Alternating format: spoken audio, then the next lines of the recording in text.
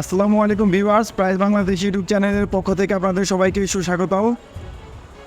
আজকে হচ্ছে মোটো E13 এই ফোনটি সম্পর্কে আপনাদেরকে জানিয়ে দেব।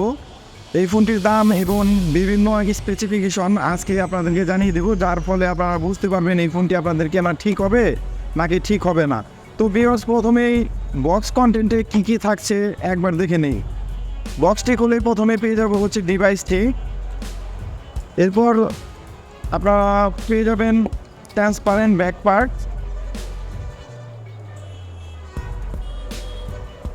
এরপর হচ্ছে সিম ইজেক্টর টুল এবং ইউজার ম্যানুয়াল গাইড বা ওয়ারেন্টি কার্ড, আর হচ্ছে টাইপ সি চার্জিং কেবল এবং 10 ওয়াটের চার্জিং অ্যাডাপ্টার। তো ভিউয়ার্স, এখন এই ফোনটির ডিজাইন দেখে নিচ্ছি। এই ফোনটির উপরের পার্টে রয়েছে 3.5 মিলিমিটার হেডফোন জ্যাক এবং ডাল সাইডে আছে হচ্ছে পাওয়ার বাটন এবং ভলিউম রকার্স, আর বাম পাশে হচ্ছে সিম স্লট, দুইটা সিম এবং একটা মেমোরি কার্ড প্রায় একই সাথে ইউজ করতে পারবেন। আর ডাউন সাইডে রয়েছে হচ্ছে মাইক্রোফোন, টাইপ সি চার্জিং আর হচ্ছে লাউড স্পিকার। আর ব্যাক প্যানেলটি হচ্ছে প্লাস্টিকের, ব্যাগে রয়েছে একটি ক্যামেরা এবং একটি ফ্ল্যাশ। অ্যাকচুয়ালি 6.5 ইঞ্চির একটি ফোন কিন্তু একদম পারফেক্ট হয় হ্যান্ড গ্রিপের জন্য। এটি ধরে খুব ভালো লাগে, মানে এক হাতে ইউজ করার মতন একটি ফোন এটা। আর এই ডিসপ্লে প্যানেলটি হচ্ছে IPS এর, আর এর রেজলিউশন হচ্ছে HD+।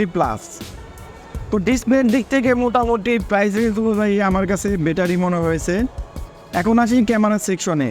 পিছনে রিয়ার ক্যামেরা হিসেবে রয়েছে 13 মেগাপিক্সেলের একটি ক্যামেরা এবং তার সাথে রয়েছে ফ্ল্যাশ লাইট, আর ফ্রন্টে রয়েছে হচ্ছে 5 মেগাপিক্সেলের ক্যামেরা। তো এটা দিয়ে মোটামুটি টুকটাক ছবি আপনারা তুলতে পারবেন, কোনো ধরনের প্রবলেম হবে না। কারণ এই প্রাইস রেঞ্জের মধ্যে যে ফোনগুলো আছে ওই ফোনগুলো প্রায় সেম পারফরমেন্স করে। এখন আসি এই ফোনটির প্রসেসর সেকশনে। যারা মূলত পাবজি এবং ফ্রি ফায়ার হাই গ্রাফিক্সে খেলেন তাদের জন্য কিন্তু এই ফোনটা না, তবে টুকটাক গেমিং আপনারা খেলতে পারবেন, কারণ এই ফোনটাতে unisoc-এর 606 প্রসেসর ইউজ করা হয়েছে এবং জিপিইউ হিসেবে রয়েছে মানলি G57।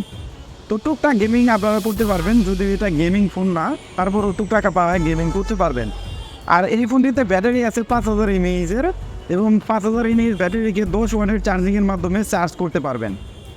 তবে এটার মধ্যে আমি কিছুটা প্রবলেম দেখতে পাচ্ছি, সেটা হচ্ছে এই ফোনটিতে নয়েজ ক্যান্সেলেশন মাইক নেই।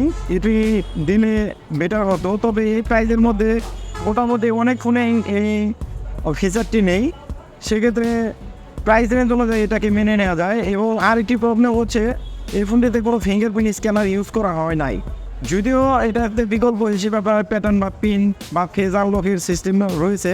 তবে fingerprint scanner side mounted or rear যে কোনো একটা থাকলে আমার কাছে আরও বেটার মনে হতো।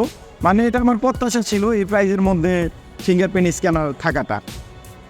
আর এই ফোনটির অফিসিয়ালি প্রাইস হচ্ছে 13,499 টাকায় আপনারা এই ফোনটি পাচ্ছেন। এই ফোনটি হচ্ছে 4GB র্যাম 64GB ফোন স্টোরেজের ভেরিয়েন্ট, আর এই ফোনটিতে অ্যান্ড্রয়েড ভার্সন হিসেবে ইউজ করা হয়েছে 13। তো ভিউয়ার্স, এই ফোনটি হচ্ছে 13,499 টাকা। আপনাদের কাছে কেমন লেগেছে অবশ্যই কমেন্ট সেকশনে জানাবেন।